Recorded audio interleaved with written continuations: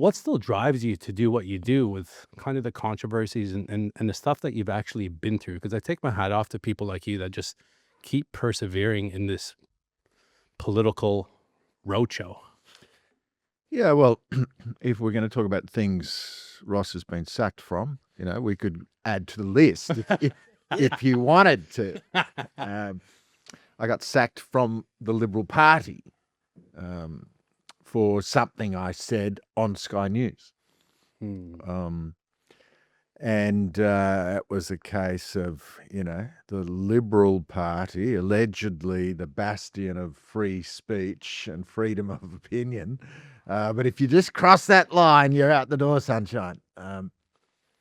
But this is a very ancient story. Indeed, as a libertarian now, where I sort of went as a refugee, as a homeless outcast and exile, we revere, among others, John Stuart Mill, the sort of Scottish, English philosopher of the 19th century who wrote the book On Liberty. And Mill says, Mill was a very extraordinary individual and with a very extraordinary education, who began his first language he learned was ancient Greek from the age of 3, learnt Latin from 8. But he says in On Liberty that the single most consistent and conspicuous feature of the portions of history is the struggle between liberty and authority. And what you find is that the opposition loves freedom of speech and the government hates it. But very often when the parties swap around, the same thing is true. What's that saying? Power corrupts and absolute power corrupts absolutely. Yeah. Something like that. It's Yeah. like, so And there's a sense in which, we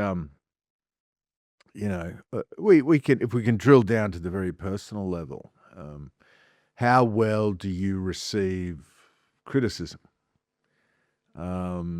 Probably all of us fall somewhere on a spectrum, and we get criticism from people who love us, which we tend to respond to more sympathetically, criticism from people who intensely dislike us, but the criticism may be equally valid, and it's in our interests to be open to hearing it.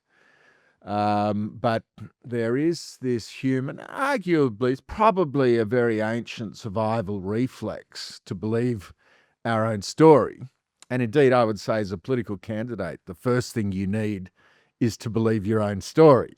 If you stop believing your own story, you don't have very much to offer. And I would say, if the Unemployable podcast said to me, well, what do you think is Australia's biggest problem? I was just about to ask that exact question. Good. Do you think that's Australia's biggest problem? You could define it a range of different ways, but I think loss of belief in our own story is arguably, that could be the number one.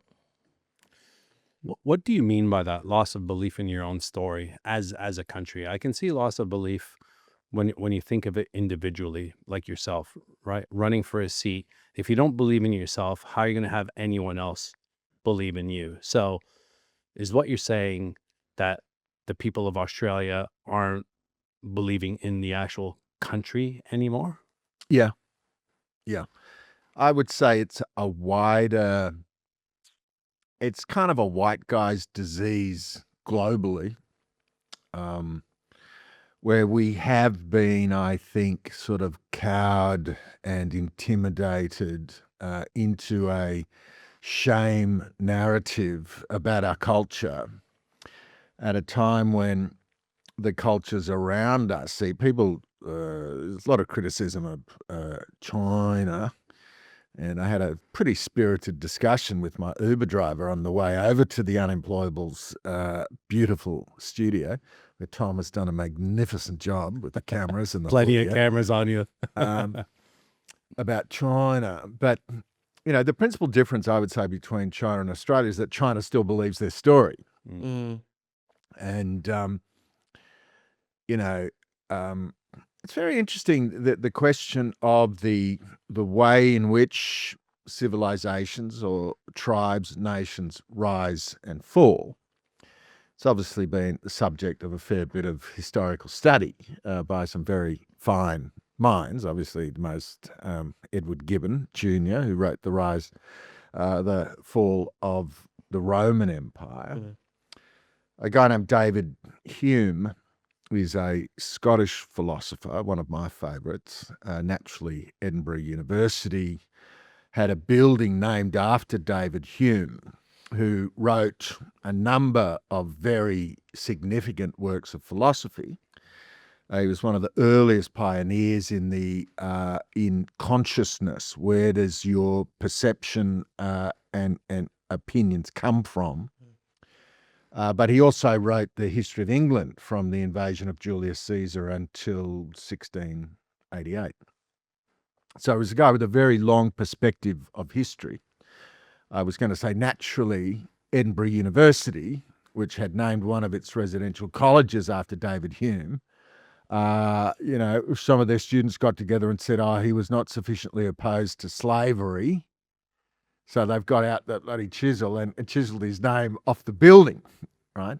The most significant humanitarian figure in the Scottish Enlightenment, and Edinburgh University can't have his name on a building. And this is the story of the Anglosphere, that we have lost self-belief. But the point about David Hume is he also wrote an essay called The History of the Progress of the Arts and Sciences. And he looks at why it is that you get this sort of slow growth, bubbling, and then sort of effulgence, this sort of explosion of creativity in some cities and cultures. So we had it first with, maybe in the Indus Valley, then in Sumeria. You had it in Crete with the Minoans for some reason. You had this flowering that took place in Egypt and in Babylon. And, in the modern world, we saw, the Italian Renaissance Reformation. You see, Venice, London, Edinburgh for a period. Why is it? And this was the question that Hume was asking, that why is it that you see this flourishing in some places, but not at all in others, and then this apparent slide? And Hume makes the observation, as a very long-term historian, he says that there's a number of factors that must be present in order for this blossoming and flourishing to take place. But he says once the decline begins, there are very few examples of it being turned around.